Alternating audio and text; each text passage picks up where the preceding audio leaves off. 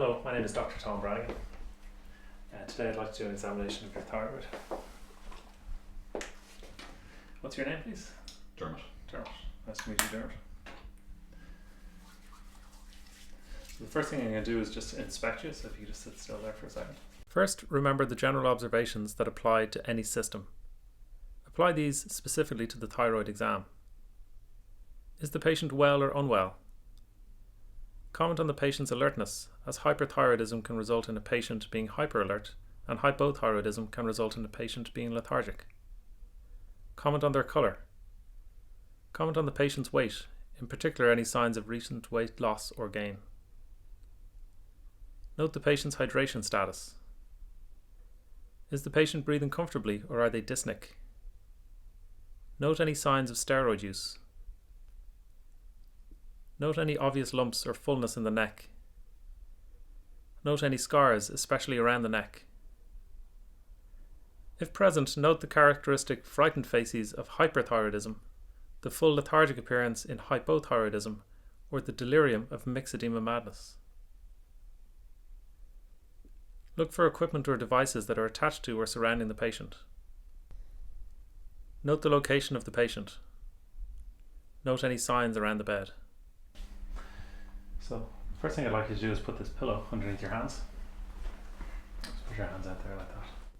After a closer inspection of the hands, where skin, muscle and nails are assessed, okay, could you lift your hands up a little bit? Ask the patient to raise their hands off the pillow and check for fluctuance of the nail bed. Could you put your two index fingers together like that? Two nails of your index fingers together like that. Assess for Shamrock sign. Okay, put your hands back out like this again, please. Place a sheet of paper on top of each hand. This accentuates the fine tremor seen in hyperthyroidism.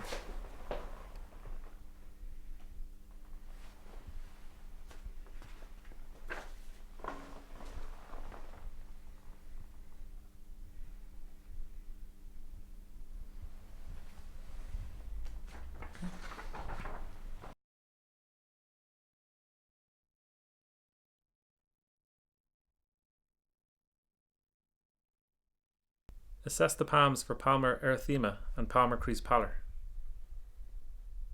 Feel the palms for sweaty, warm palms, which is seen in hyperthyroidism, or cold, dry skin, which is seen in hypothyroidism. Check for peripheral sensory loss in the distribution of the median nerve, which is seen in carpal tunnel syndrome. If you could close your eyes and just say yes when you feel it. Yes. Yes. Yes. Yes. Yes. Yes. Yes. Yes. Yes. Yes. Yes. Yes. Okay, turn your hands back over again. Yes. Yes. Yes. Yes. Yes. Yes. Yes.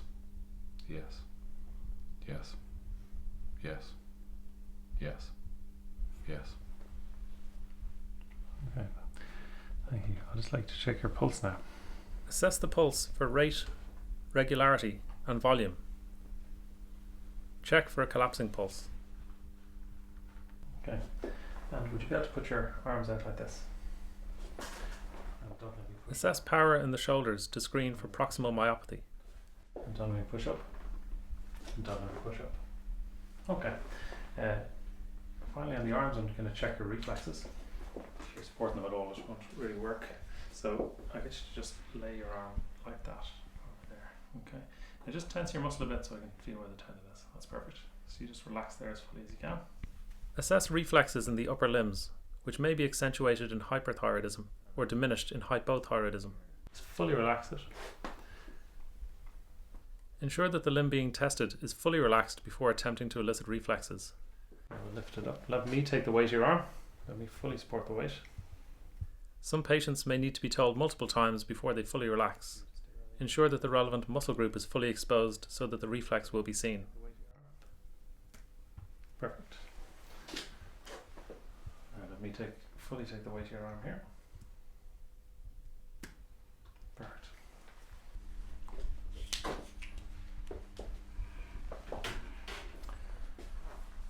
moving on to your face, I'm just going to observe for a second around your eyes.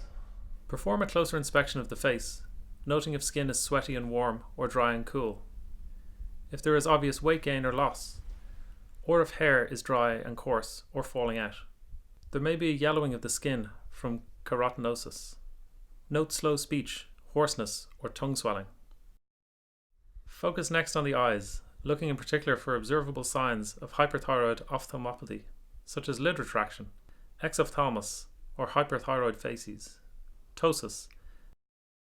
Observe also for eye signs of hypothyroid disease, such as periorbital edema, xanthelasma, and loss of the outer third of the eyebrow. If present, comment on complications of exophthalmos, such as corneal dryness, ulceration, or chemosis. Assess the optic nerve for damage by checking visual acuity bilaterally. Just want to check your vision first of all. Would you be able to cover up one eye? And if you could read for me the letters above the green line. E, D, F, C, Z, P. That's perfect. And now if you could cover up the other eye, please. And could you read the letters below the green line? F, E, L, O, P, Z, D. Perfect. Thank you very much.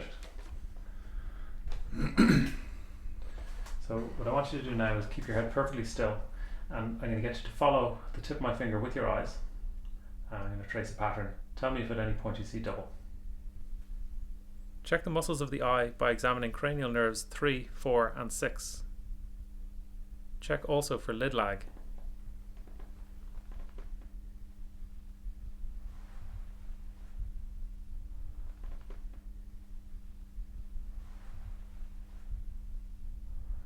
And just keep following my finger with your eyes. Okay, that's perfect. I'm going to just have a look at your eyes from the side now, if that's alright. Stand up and observe the patient's eyes from the side and from above to better see exophthalmos if present. While standing, examine the patient's neck. Ask the patient to slightly flex their neck to relax the sternocleidomastoid muscle, making palpation easier.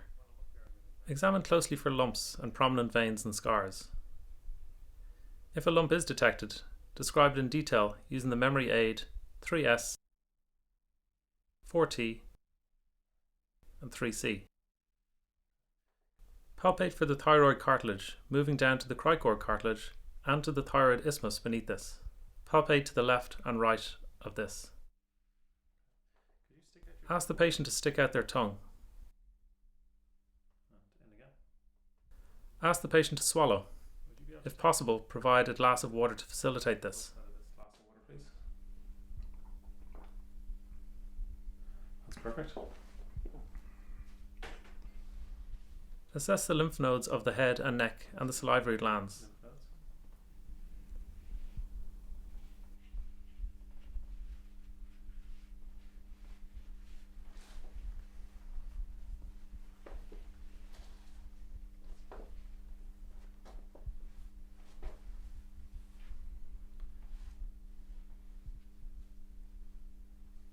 Percuss over the mediastinum to assess for retrosternal goiter.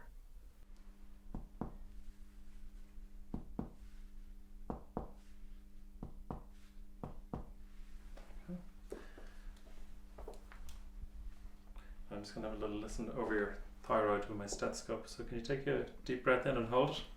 Yep. Auscultate over the thyroid gland to detect hyperdynamic blood flow. Okay, that's perfect. Now, I'm just going to put my fingers on your neck here. It can be a little bit uncomfortable. Just try to bear with me. Check for tracheal deviation. Okay. And now can I get you to put your hands straight up in the air like this and just hold it up there. Ask the patient to elevate their arms to check for Pemberton's sign. Does that feel okay? Yeah, fine. You don't feel any trouble with your breathing, do you? No.